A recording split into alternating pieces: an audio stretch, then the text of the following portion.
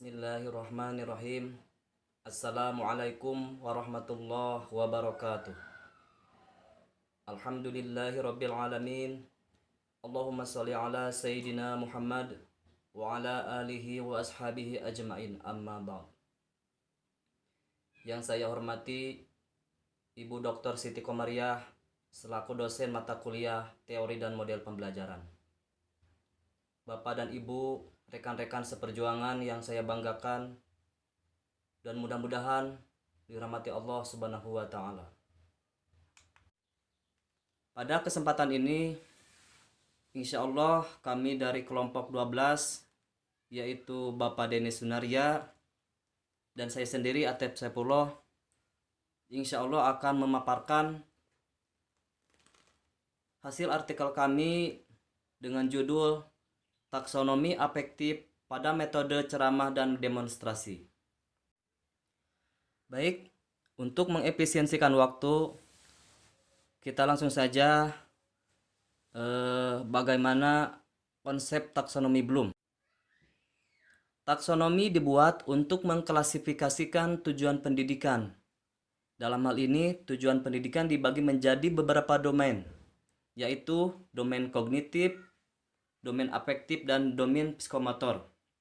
Dari setiap ranah tersebut dibagi kembali menjadi beberapa kategori dan subkategori yang berurutan secara hierarkis atau bertingkat, mulai dari tingkah laku yang sederhana sampai tingkah laku yang paling kompleks. Selanjutnya, taksonomi Bloom ranah afektif. Ranah afektif mencakup segala sesuatu yang terkait dengan emosi, misalnya perasaan, nilai, penghargaan, semangat, minat, motivasi, dan sikap terhadap sesuatu hal. Kemudian, tingkatan kemampuan ranah afektif. Menurut David Cradwell, dia membagi 5 kategori mulai dari perilaku yang sederhana hingga yang paling kompleks, yaitu pertama penerimaan, yang kedua responsif, yang ketiga penilaian, yang keempat organisasi, dan yang terakhir karakterisasi. Yang pertama penerimaan atau receiving. Mengacu kepada kemampuan memperhatikan dan memberikan respon terhadap stimulasi yang tepat. Penerimaan merupakan tingkat hasil belajar terendah dalam domain afektif, dan kemampuan untuk menunjukkan atensi dan penghargaan terhadap orang lain. Contohnya, mendengarkan pendapat orang lain, mengingat nama seseorang. Selanjutnya yang kedua, responsif. Dalam hal ini siswa menjadi terlibat secara afektif, menjadi peserta didik dan tertarik. Kemampuan berpartisipasi aktif dalam pembelajaran dan selalu termotivasi untuk segera bereaksi dan mengambil tindakan atas suatu kejadian. Contohnya, berpartisipasi dalam diskusi kelas. Selanjutnya, yang ketiga adalah penilaian atau value. Domain ini mengacu pada pentingnya nilai atau keterikatan diri terhadap sesuatu, seperti penerimaan, penolakan, atau tidak menyatakan pendapat. Kemampuan untuk menyatakan mana hal yang baik dan yang kurang baik dari suatu kegiatan atau kejadian dan mengekspresikannya ke dalam perilaku. Contohnya, mengusulkan kegiatan kelompok untuk suatu materi pelajaran. Yang keempat, organisasi. Mengacu kepada penyatuan nilai. Sikap-sikap yang berbeda yang membuat lebih konsisten dapat menimbulkan konflik-konflik internal dan membentuk suatu sistem nilai internal. Mencakup tingkah laku yang tercermin dalam suatu filsafat hidup. Kemampuan membentuk sistem nilai dan budaya organisasi dengan mengharmonisasikan perbedaan nilai. Contohnya, menyepakati dan mentaati etika profesi, mengakui perlunya keseimbangan antara kebebasan dan tanggung jawab. Dan yang terakhir adalah karakterisasi. Mengacu kepada karakter dan daya hidup seseorang. Nilai-nilai sangat berkembang Nilai teratur sehingga tingkah laku menjadi lebih konsisten dan lebih mudah diperkirakan. Tujuan dalam kategori ini adalah hubungannya dengan keteraturan pribadi, sosial, dan emosi jiwa. Kemampuan mengendalikan perilaku berdasarkan nilai yang dianut dan memperbaiki hubungan interpersonal, dan sosial. Contoh, menunjukkan rasa percaya diri ketika bekerja sendiri, kooperatif dalam aktivitas kelompok.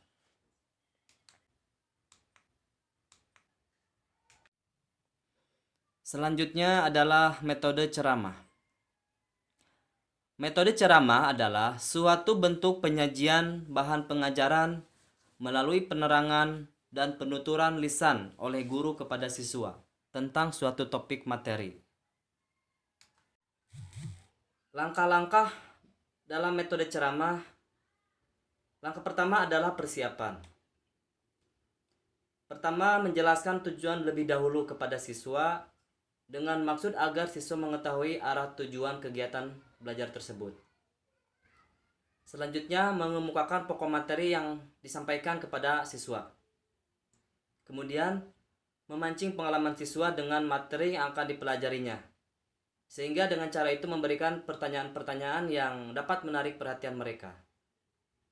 Langkah kedua adalah penyajian.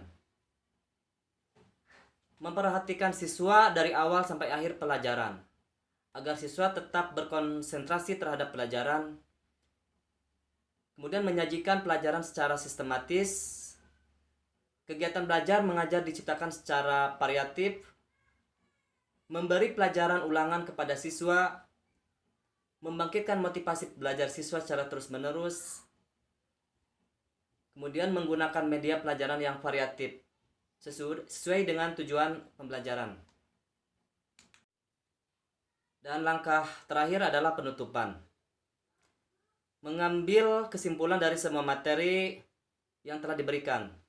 Kemudian memberikan kesempatan kepada siswa untuk menanggapi materi pelajaran yang telah disampaikan. Kemudian melaksanakan penilaian secara komprehensif untuk mengukur perubahan tingkah laku.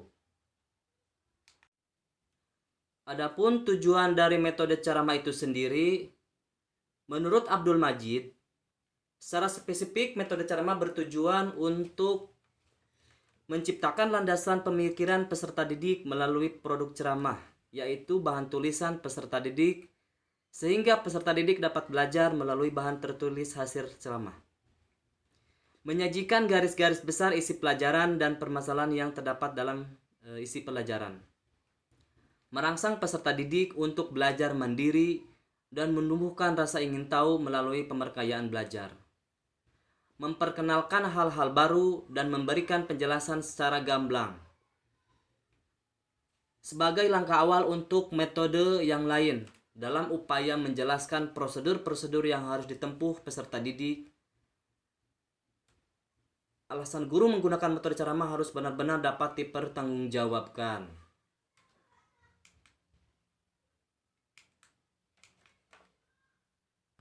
Kemudian, kekurangan dan kelebihan metode ceramah. Kelebihannya adalah, pertama, praktis dari sisi persiapan. Kemudian, lebih efisien dari sisi waktu dan biaya. Dapat menyampaikan materi yang banyak. Mendorong guru untuk menguasai materi. Lebih mudah mengontrol kelas. Peserta didik tidak perlu persiapan. Peserta didik langsung menerima ilmu pengetahuan. Selanjutnya adalah kelemahannya. Pertama, guru lebih aktif sedangkan murid lebih pasif. Karena perhatian hanya terpusat pada guru. Kemudian, siswa seakan diharuskan mengikuti segala apa yang disampaikan oleh guru.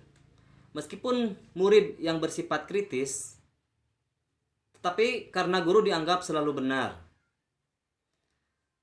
Dan siswa akan lebih bosan dan merasa mengantuk.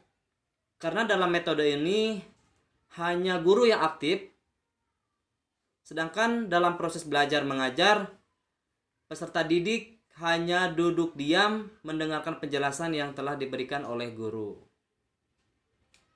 Selanjutnya adalah metode demonstrasi.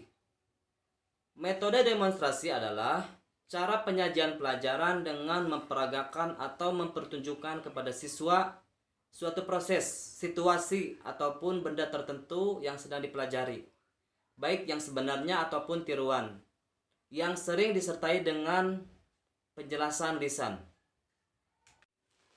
Kemudian, langkah-langkah dalam metode demonstrasi. Menurut Mulyasa, agar pembelajaran menggunakan metode demonstrasi berlangsung secara efektif, langkah-langkah yang dianjurkan adalah sebagai berikut. Melakukan perencanaan yang matang sebelum pembelajaran dimulai. Merumuskan tujuan pembelajaran dengan metode demonstrasi. Membuat garis besar langkah-langkah metode demonstrasi. Menetapkan kegiatan demonstrasi tersebut akan dilakukan guru ataupun oleh peserta didik. Memulai demonstrasi dengan menarik perhatian seluruh peserta didik. Mengupayakan agar semua siswa terlibat secara aktif dalam kegiatan pembelajaran. Melakukan evaluasi terhadap pembelajaran yang telah dilaksanakan. Selanjutnya, kekurangan dan kelebihan metode demonstrasi. Adapun kegunaannya adalah yang pertama, dapat membuat pengajaran menjadi lebih jelas dan lebih konkret, sehingga menghindari verbalisme. Siswa lebih mudah memahami apa yang dipelajari. Proses pengajaran menjadi lebih menarik. Kemudian siswa dirangsang untuk aktif mengamati, menyesuaikan antara teori dan kenyataan, dan mencoba melakukannya sendiri. Sedangkan kekurangannya, yang pertama, metode ini memerlukan keterampilan guru secara khusus. Karena tanpa ditunjang dengan hal itu, pelaksanaan demonstrasi tidak akan berjalan secara efektif. Kemudian fasilitas seperti peralatan, tempat, dan biaya yang memadai tidak selalu tersedia dengan baik. Selanjutnya, demonstrasi memerlukan kesiapan dan perencanaan yang matang. Di samping memerlukan waktu yang cukup panjang, yang mungkin terpaksa mengambil waktu atau jam mata pelajaran yang lain. Kemudian, tujuan dari metode demonstrasi. Pertama, siswa mampu memahami tentang cara mengatur atau menyusun sesuatu.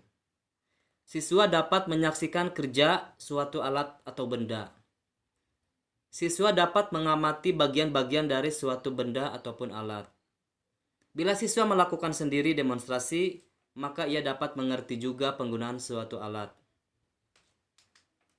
Demikianlah penyampaian presentasi dari kelompok kami. Mohon maaf atas segala kekurangan. Wabillahi taufiq wal hidayah. Wassalamualaikum warahmatullahi wabarakatuh.